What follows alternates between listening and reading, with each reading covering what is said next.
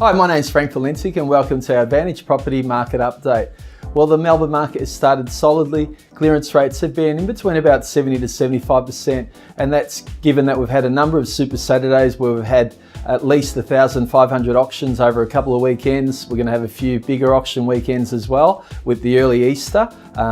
So the weekend straight after and before that will be big ones again.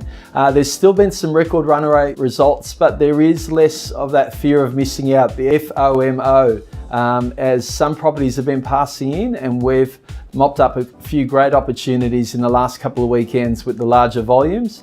We saw a new record in Melbourne, another one set for Stonington House in Malvern that sold for $52.5 million, well eclipsing the record in St George's Road, Toorak last year of $40 million. So definitely prices have not peaked yet in Melbourne.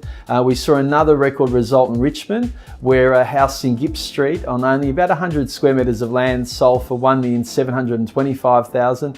That's a record $17,250 a square metre, which is phenomenal. Melbourne continues to be the strongest capital city in the nation. Our median house prices now reached $906,000, so we're catching up to Sydney fast. And now we have 144 suburbs with median house prices over $1 million.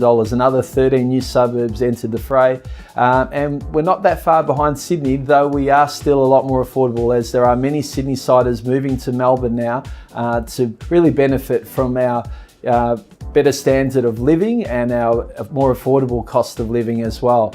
So we're getting that increase. Well, there's welcome news for investors. APRA has finally said they will look like relaxing the screws and making it easier for investors to borrow money.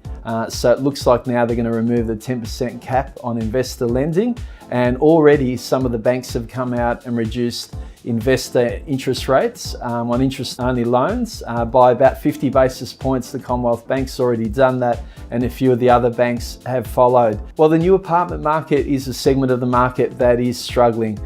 We saw a client recently bought a property in Plenty Road, Preston, 7 years ago for $440,000. Sold that for $344,000, so took a massive hit because of the oversupply of new apartments. So what about Leighton Hewitt's apartment on St Kilda Road in the Eve building just down the road from us? Bought in 2004 for $8,325,000, sold now at a loss for $8,175,000, showing that not all properties are going up at the same rates. Please don't hesitate to get on our website, check out information about our buyer's advocate, seller's advocate, property management and owners corporation services, as well as our investor club and group block purchases. We'll see you next time.